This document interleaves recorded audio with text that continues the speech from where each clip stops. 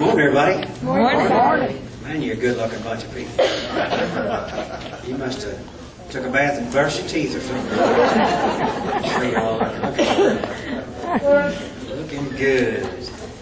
Well, Daniel chapter 8 is where we got to this morning. Daniel chapter 8. I have to tell you right up front, I've got more sermon to preach than we got time to sit through today. So what I want to tell you, I'm going to go really fast. That's the only way we're going to get through this chapter 8. And I want to get through it because when we pick this up again after Thanksgiving, I want to pick this up again in Daniel 9. And that's the one we've been trying to get to because that tells us so much about the tribulation and all. But we've got to make our way there because there's information that even this morning you need to add to your prophetic, I don't know, what do you call it, legal case or understanding, because there's stuff here you need to know.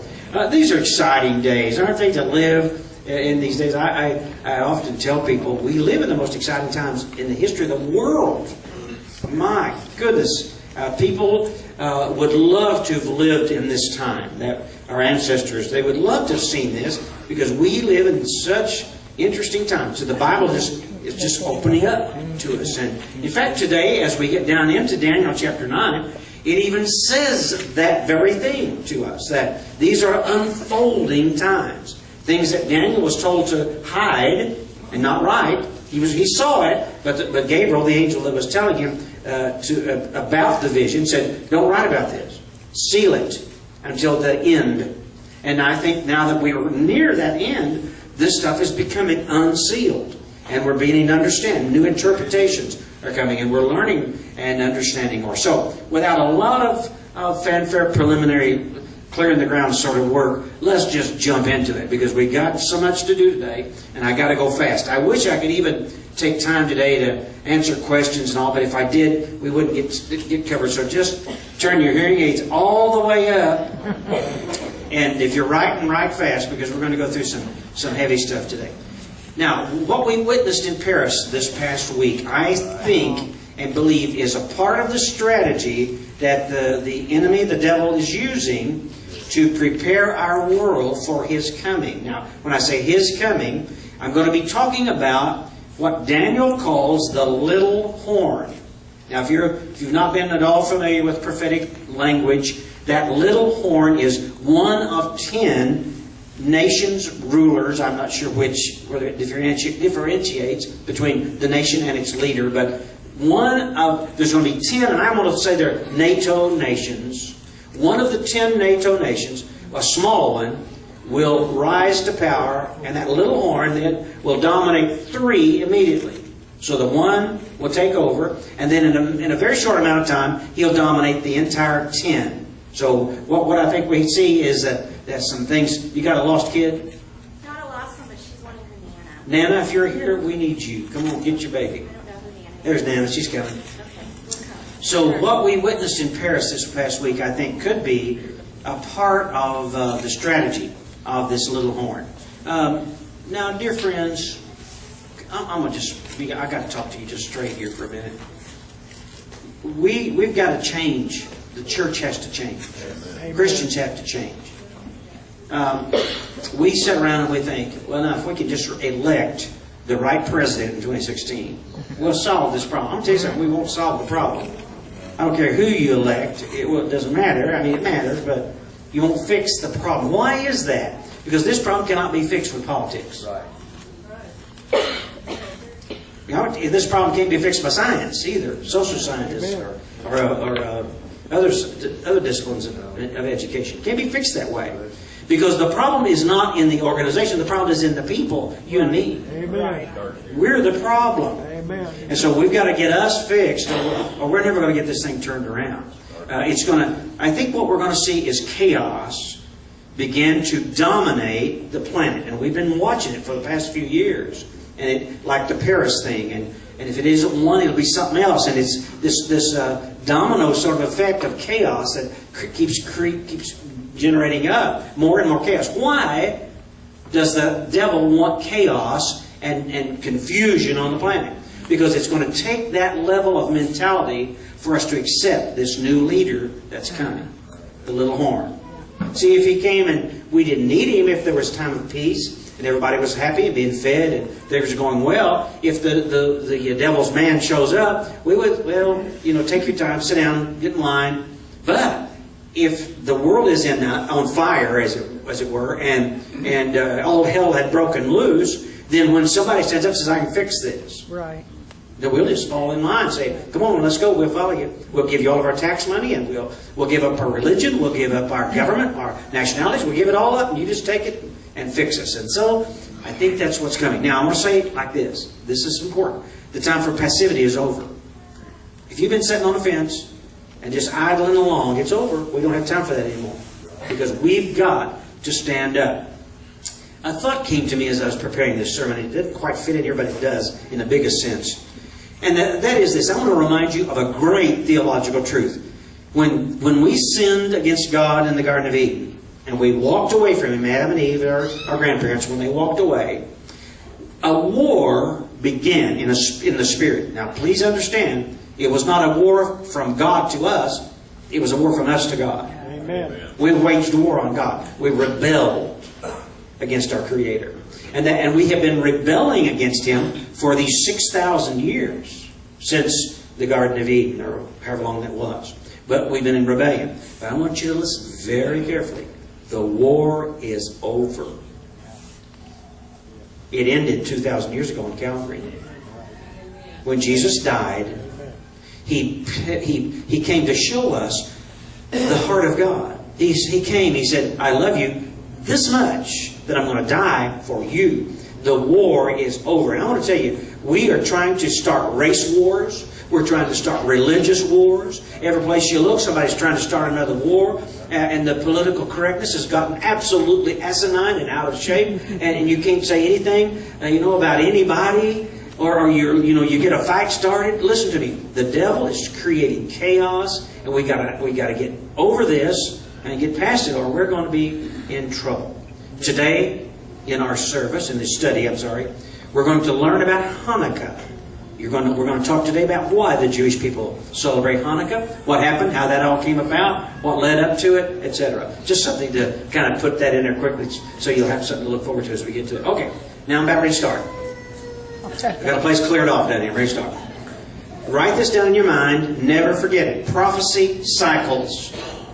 Prophecy cycles. All right, so what that means is when a prophet in the Old Testament or New Testament, when he's had a vision, it was for an immediate event. Something soon was going to happen. When Daniel saw these things happening, soon these things were going to happen. But they also have a far understanding. So it's a close and a far understanding. So prophecy cycles. If you'll remember that'll help you as we travel through this today real quickly. Now this is also very important. To Daniel, when he wrote this, everything was future. Right? He wrote all about the future. When we read it, it's mostly history. We look back on the parade of nations. To Daniel, the parade of nations were prophetic. To us, they're historic. With the exception of Daniel's little horn. This little horn that we're going to talk a lot about today, this Antiochus Epiphanes, this abomination that causes desolation. When we talk about this guy, we're talking about something that's even future for us. It's in our future. So that's where we are today. If you're ready to jump in on Daniel 8, let's begin with verse 1. And it says, in the third year of King Belshazzar's reign. Okay, Belshazzar, he followed after Nebuchadnezzar. When we started it with Belshazzar, it was the night he died. Then we went backwards, remember? I said we're back in the third year. We're going backward. Third year. Here we go. In the third year, King Belshazzar's reign, I, Daniel, had a vision. After the one that had already appeared to me. So, we're in chapter 8. So in chapter 8, this is the second vision of Daniel. That's all he says here. Verse 2. In my vision I saw myself in the citadel of Susa, in the province of Elam. In the vision I was beside the Ulai canal, which is the Euphrates River. He was by. All this means, don't worry about it. It's just he was there near Babylon in one of the suburban areas around Babylon. He was there on the Euphrates. So Daniel had this vision, and The vision that he had is exactly the same one Nebuchadnezzar had. It's exactly the same one he had in chapter 7. It's exactly the same vision, of course, where there's a little bit of more on the end. Okay, so here we are on this. Daniel gives us more information concerning this little horn. So the entire reason we're in chapter 8 is because Daniel's going to shine a little more light on the Antichrist. A little more light on this little horn to come. So what does Daniel tell us about him? Here we go. First of all, we must see the future connected to the past. Daniel says it's all connected, and that's what he wants to tell us. Let's read verse 3. Now, I'm going to go through these. In fact, I may not even read all of this because we want to go quickly. But he's going to again talk to us about the Medo-Persia. He's going to talk about Greece. He's going to talk about Rome. We've hashed that over and over. I don't want to wear you out on it. So we're going to skip a lot of this. In verse 3 to verse 5, to the end of verse 4, it's talking about Medo-Persia. It talks about two horns. Let me just read it. I looked up, and there before me was a ram with two horns, standing beside the canal, and the horns were long. One was longer than the other, etc., etc. Medo-Persia. Two horns. Two powers. Medo-Persia. Now to go down to verse 5. This is Greece. Alexander the Great. Now remember, he's saying all this in the future. This is all prophecy for Daniel. Verse 5. As I was thinking about this, suddenly a goat with a prominent horn between its eyes, a unicorn type goat. All right, he's prophecy. A one-horned goat came from the west, crossed the whole earth without touching the ground, etc. That's Alexander the Great. He conquered the world. Okay, so after Alexander died, I'm hurrying through this because I got to get to the good stuff, but this is good too. After Alexander died, 4 of his generals, his war council, his 4 generals, divided up the whole world, or the known world at the time. I'm not going to worry about all of them, except you need to know about 2. One was Seleucid, and the other was Ptolemy. The Ptolemy, Ptolemy, he went to Egypt. The Seleucid guy, he took care of Syria, Damascus, Syria, and Palestine. All right. So that's the one that interests us because that's the biblical, the one that deals with the Jews. The Seleucids gained power in about 198 before Jesus. About 200 years, this is happening before Jesus. And the Seleucid, the general of Alexander the Great, took over the Palestine.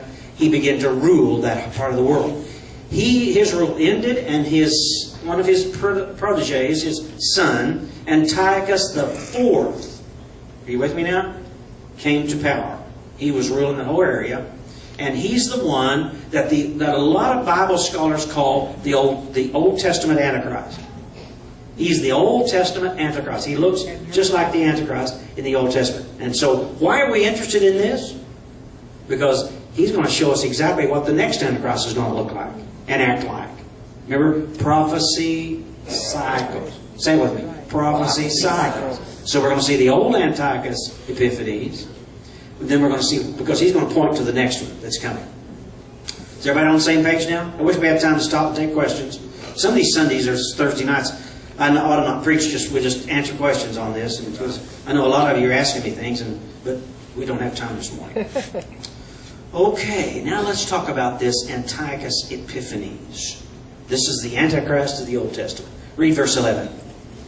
Now Daniel is going to call it an it, because it's a thing, a vision. But you and I know it's Antiochus Epiphanes. All right, here we go. Verse 11.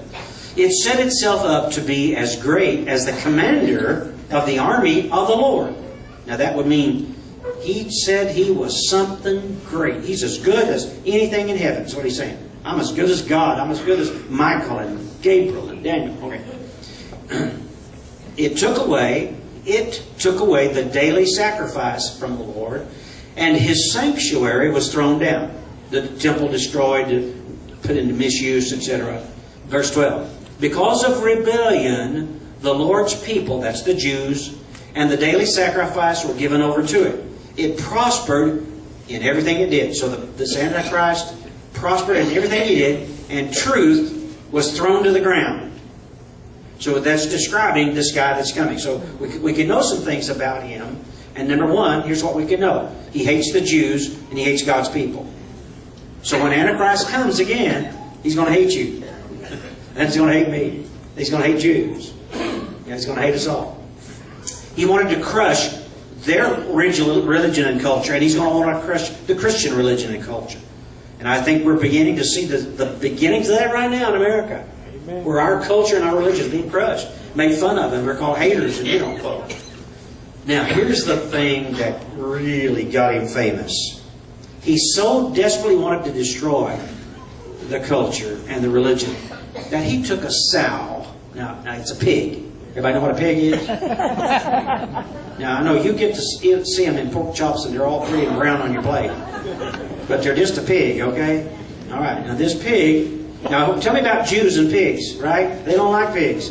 They don't eat pigs. It's a non-kosher animal for a Jew. So, no pigs. All right. So, Antiochus Epiphanes takes a sow, a pig, a female pig, and he takes her into the temple, the holiest place on the planet.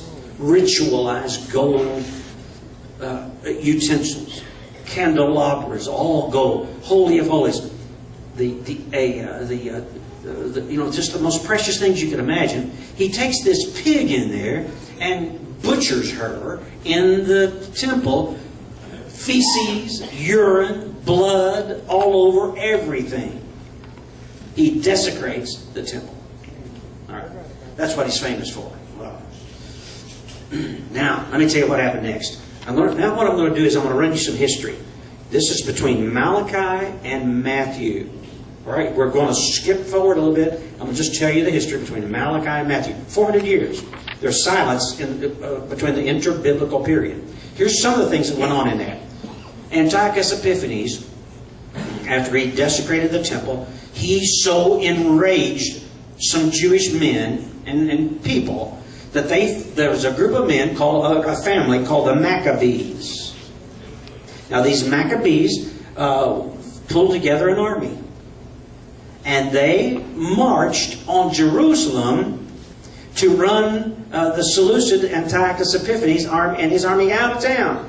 Well, now, please understand what's going on here. Here's a bunch of sheep herders and craftsmen and people that, little guys that don't know much about fighting, coming up against one of Alexander the Great's generals' son and part of his army, what's left. You see the Goliath, David and Goliath story going on here? The Maccabees kicked their hind ends. The Maccabees ran them out and killed them and whipped them and got them out of the town.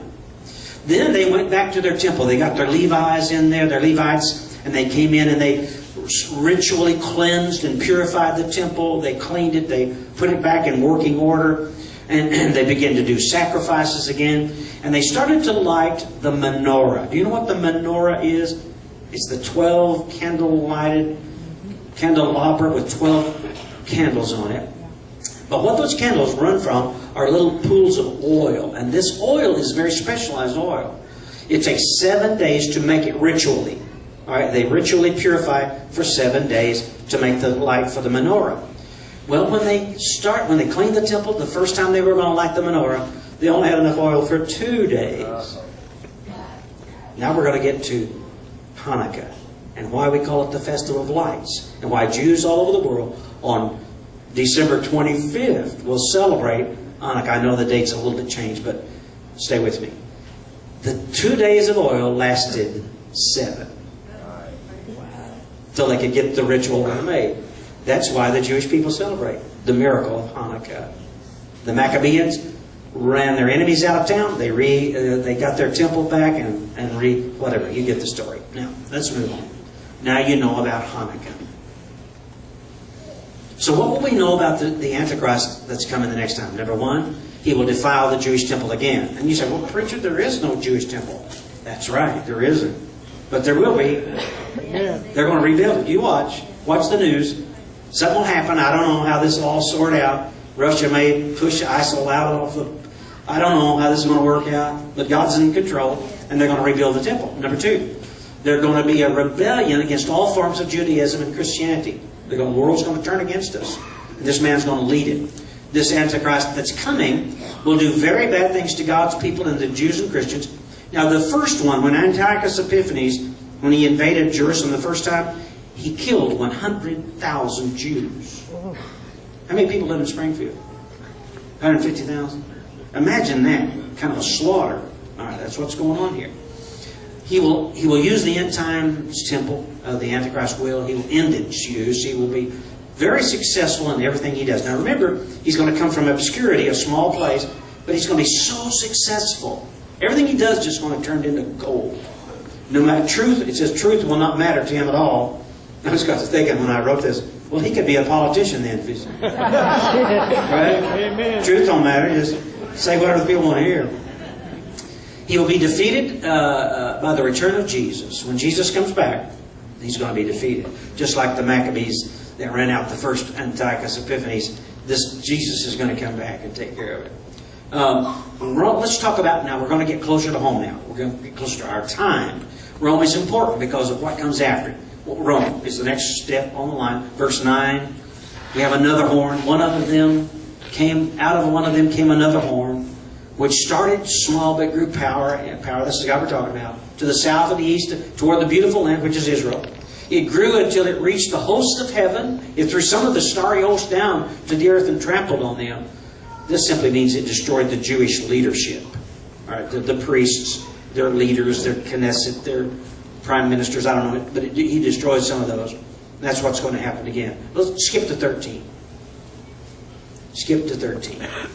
Now, we're going to talk about the European nations, the revised Roman Empire.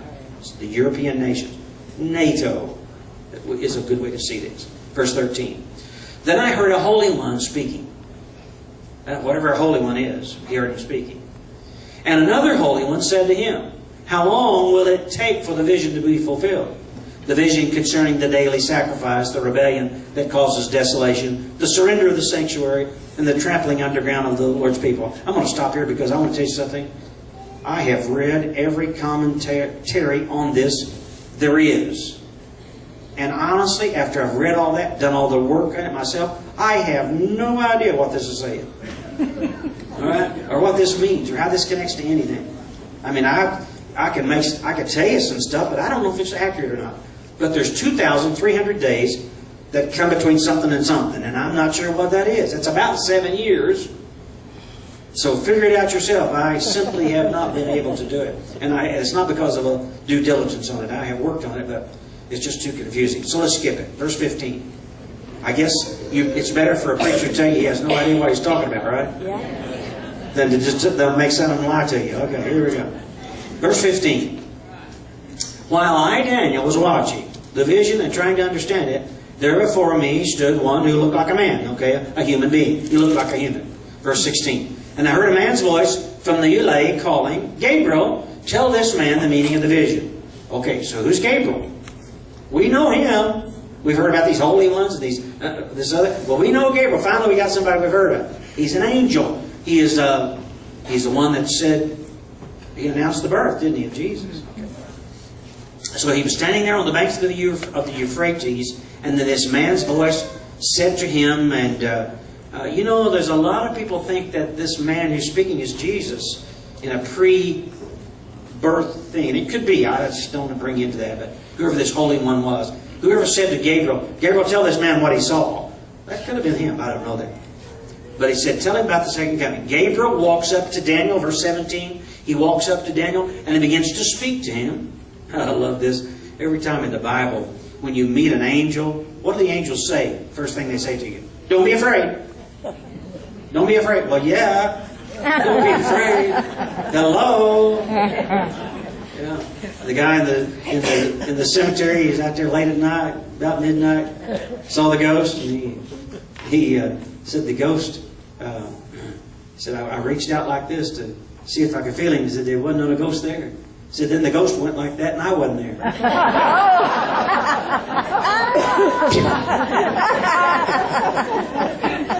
Well, I don't know how you feel when you meet an angel. But every time in the Bible they say, oh, don't be afraid, because I think there's something pretty fierce about their countenance. I don't know. We'll find out one day. Amen? Amen. Okay, so I don't know. Daniel spoke to the man and he gave him more information. Look at verse 18.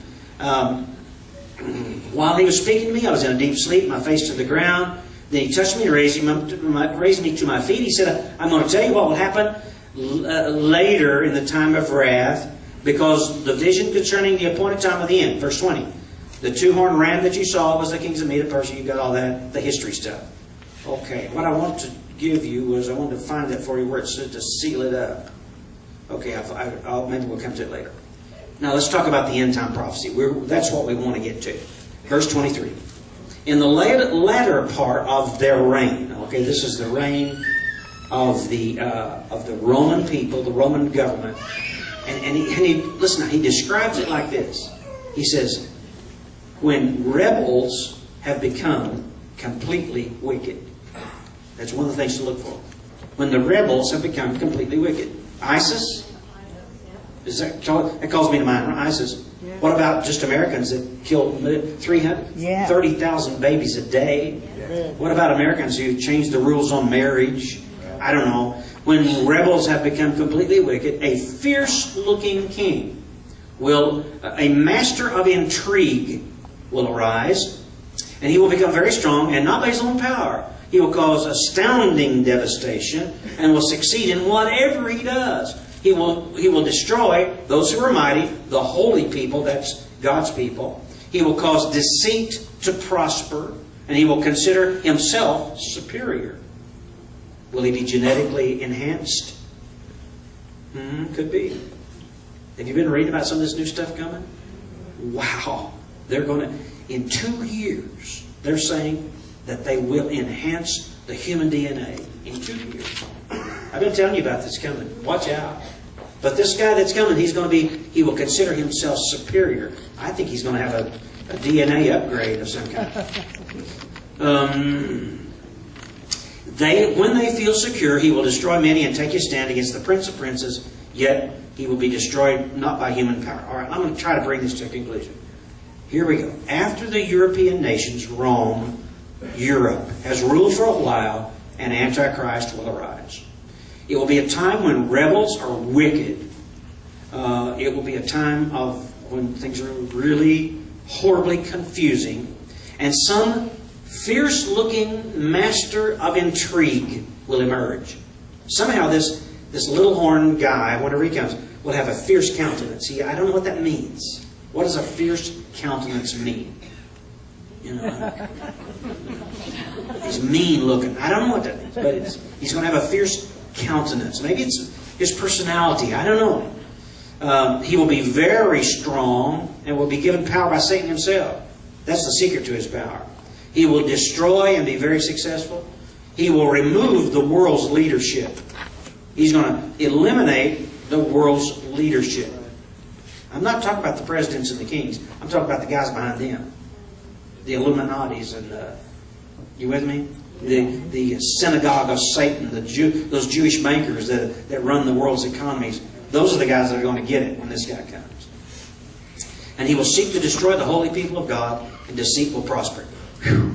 I feel like Daniel in verse, jump down to 27. This is how I feel always when I get near the end of Daniel. He says, Daniel, I was worn out. I lay exhausted for several days. Then I got up and went about the king's business. I was appalled by the vision. It was beyond understanding. And sometimes I feel that same way when I walk through Daniel and I read all this that's coming. And I just feel exhausted and worn out. I feel like we've just run a race to get here. But we have to know. We've got to be aware. We cannot be in the dark any longer. And I want to encourage you to keep your head on a swivel. Keep your heart right with God. Keep your sins confessed. And live holy lives. And we've got to turn this thing around. Not by voting in good politics, but by living good lives. Raising good, godly children. That's what we got to do to turn this thing back. If you're here today and you don't know Christ as your Savior, hesitate. No longer. We may not have time for you to get anything better than you are now. Come now. This is the time. They may be Paris here tomorrow. Right. So I don't know what's coming. We don't. We just have to be ready. Get your heart right with God. Now, today is the day of salvation. Now is the accepted time. That's all we got. Get saved today.